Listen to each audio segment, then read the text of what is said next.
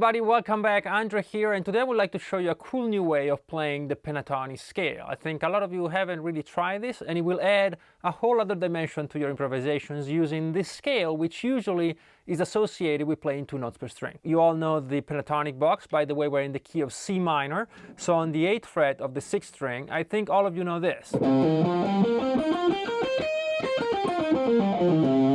And no matter where you play, no matter what position you play, you're always stuck with 2 notes per string, which is, of course, extremely useful. We've all used it thousands of times, but let's see if we can do something a little different with it. So for today's video, we're going to use this position and the next one up. The next position up shares, of course, the last note on each string from the previous one, and then adds, again, 1 note per string. But it's easier to do it than to talk about it, so let me show you both positions. The first one.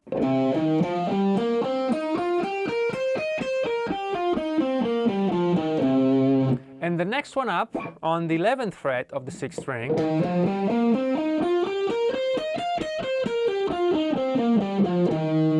Same key, of course, and same minor pentatonic. So what we're going to do now is we're going to put them all together in a 3 notes per string pattern. And here's how we're going to do it. We're going to take the first 2 notes from the first position and then add the missing note from the next one. So if it was 8-11 on position 1 and then 11-13 on the second position, we're going to put them all together like this. And then we're going to do the same on each string. The next one down was 8-10 and the next position was 10-13. So we're going to put them together again like that. We're going to use the index finger throughout because we're all going to play the 8th fret.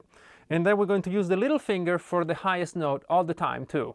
And then we're going to change between ring finger and middle finger as the position requires. So let me show it to you very slowly, and I'm going to walk you through it, all right? So we're going to go on the 6th string, 8-11-13. By the way, I'm using legato, but you can use alternate picking, whatever you want. And the next string down, we're going to play 8-10-13. Like this. So now I'm going to switch to my middle finger. On the 4th string, it's the same thing. And on the 3rd, it's 8-10-12. I'm going to move my little finger down 1 fret, just like that. And then the next 2 strings are the same. It's 10, 11, 13 on both of them. And again, I'm going to use my ring finger. All together, really slowly.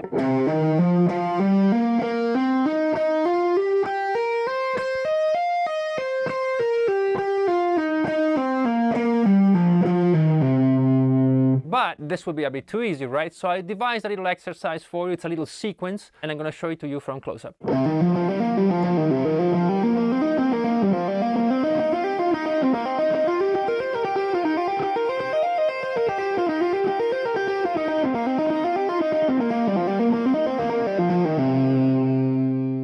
A few things to keep in mind as you work through this exercise and through the concept itself of spreading the pentatonic scale over 2 positions is, first of all, that the last note of each string will sound the same as the first note of the following string.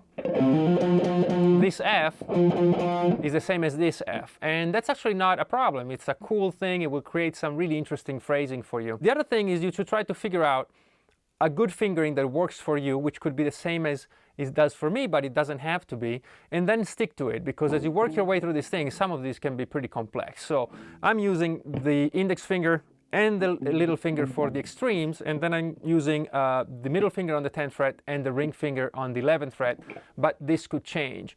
Another thing to keep in mind, if this is too much of a stretch, first of all, you can check out some cool videos here on how to stretch better, but also you can just move it up the fretboard. That's no issue. Maybe you can't play it on all 6 strings. You can just stick to the lower 3 or maybe 4 or 2 strings. It doesn't matter. You still add to your phrasing. Another thing, of course, to keep in mind is to apply this to all keys. And finally, one more thing to keep in mind is that if we've done it between this position and this one, which in the cage system would be the 4th and 5th positions, you can certainly try it by putting together other pairs of positions. So that's another cool thing. If you need help remembering all the pentatonic positions, I'll post a little short. In under a minute, you'll be able to have a reference for all of them. And I guess this is it. So I hope you enjoyed the video. If you did, please do like and subscribe. It really helps the channel.